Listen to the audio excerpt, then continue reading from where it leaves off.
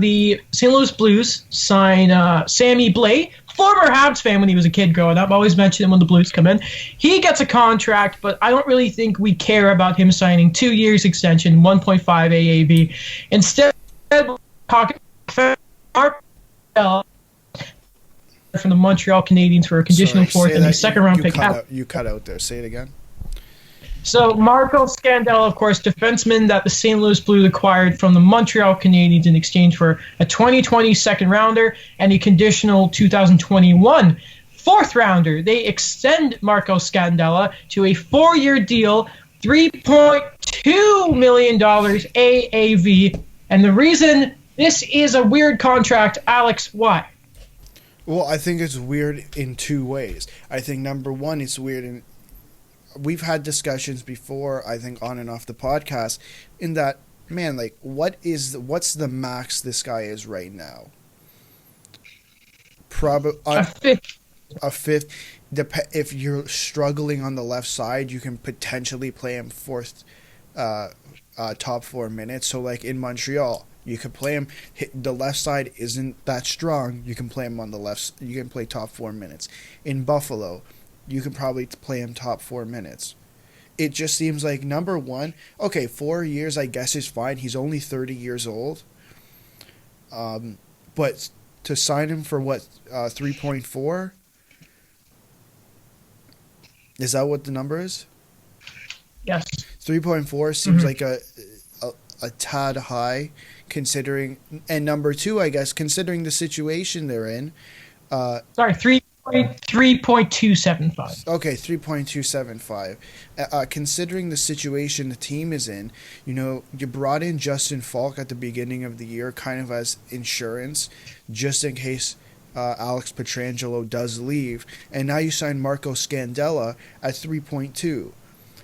And it's not like the team doesn't know what's going on around them. We've talked about it, I think, a couple episodes ago. The cap is not going up. Now, I think it'd be hard to believe that it's going down, and I think Chris Johnson talked about it a couple episodes ago on Steve Dangle podcast, saying he'd find it hard to believe if the cap went down as well. So, they're really tight unless you're getting rid of someone, and if they're betting on a compliance buyout, I don't know how many players on their team you're really looking at and saying, hey, let's buy him out. I think the first name that comes to mind for me would be Alex Steen. He's making over $5 million. That opens up cap space, but I think that would leave them somewhere around $8 million in cap space. Which, hey, I believe the number to originally at the beginning of the year, people were saying that Pietrangelo was looking. I believe it was like 10 to 11. Drew Doughty, Eric Carlson contract. The St. Louis were looking to try and get him for the Ekman Larson deal, which of course was 8 years. I believe it's 8.25, the same as John Carlson. Alex Pietrangelo, member of that 08 draft, which we'll talk about a little later here. Daniel, what's your take on what this signing means for an Alex Pietrangelo deal? I'm looking at this now where two things. I agree with Alex on the one where they're kind of being irresponsible with their cap. I'm looking at their situation right now. They're pretty okay, but yeah, looking at some of these deals, like Alex Steen, he's $5.7 million for 2 more years. And something I found pretty crazy was, I know he used to be their starter, but Jake Allen is making almost as much as Jordan Binnington for the same term. For 2 years. And one thing, I don't know, I'm looking at the Scandella deal where did they do it out of like yeah, maybe they look at the fact, and I just remember this, they've lost Jay Bomeister, and his career probably done after that medical situation. Remember exactly what it was, so maybe that's them covering their bases there, because Jay Bomeister was a top 6 defenseman at this point in his career, so but 4 years to a guy, you also give up. Montreal get that 4th rounder next year as a result of this, so I don't know, maybe that's what they're trying to do. Sorry, with the Pietrangelo deal. Oh, sorry. No, just to clarify, so I have their cap friendly page up. Right now, next year, they have committed $79.5 million. The cap right now is 81.5, and it's not going up. So I just want to kind of go on what you guys were saying about them losing Jay Bouwmeester, which is true. How much is he making right now? 3.25. You're telling me, and yes, Jay Bouwmeester is a good shot, right? What is Jay Bouwmeester to the St. Louis Blues? Veteran guy. Veteran guy. What does he do well? At this point.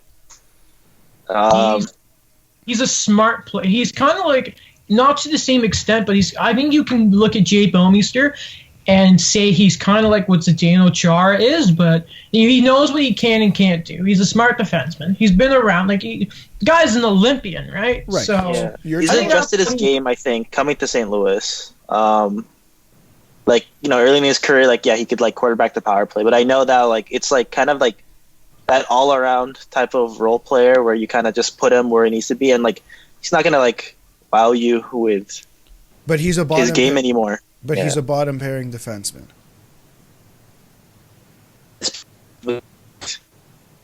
Sorry, you cut out. Oh, I agree. Given St. Louis's depth, he is a bottom pairing defenseman at this point. To me, this move, I don't even know what this move looks like, because at first glance, it kind of looks like we don't know if Pietrangelo's coming back, or we know Pietrangelo's coming back. We're betting on compliance buyouts, and we're hoping that Pietrangelo takes a lower salary than expected. Mm-hmm. Because I'm looking at their minor league right now. They have Andreas Borgman on the left side. They do have a defenseman. I forget his name. He just won the Hobie Baker in the NCAA. Oh, yes. Scott Pruno. He's supposed to be offensive defenseman. I remember hearing about that. Is he going to be Alex Pietrangelo? No.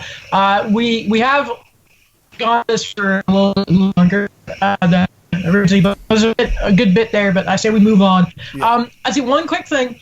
Alex pointed this out to me. I love how Marco Scandella signs in the St. Louis Blues, and all of a sudden Alex Pietrangelo starts trending in Toronto. Well, listen, I'm going to tell you right now, he's I'm telling you, as a Leaf fan, he's not coming to Toronto. I don't think so. How are they going to afford that? I don't know. They'd have Magic. So much. Magic. They'd have to. I think Chris Johnson threw out the thing of they'd have to trade 3 different. You'd have to trade one of the big 4. Yeah. That's not gonna happen. Not gonna happen. Even with the buyouts, or if there's possible compliance buyouts, okay. I don't see Toronto doing that at all.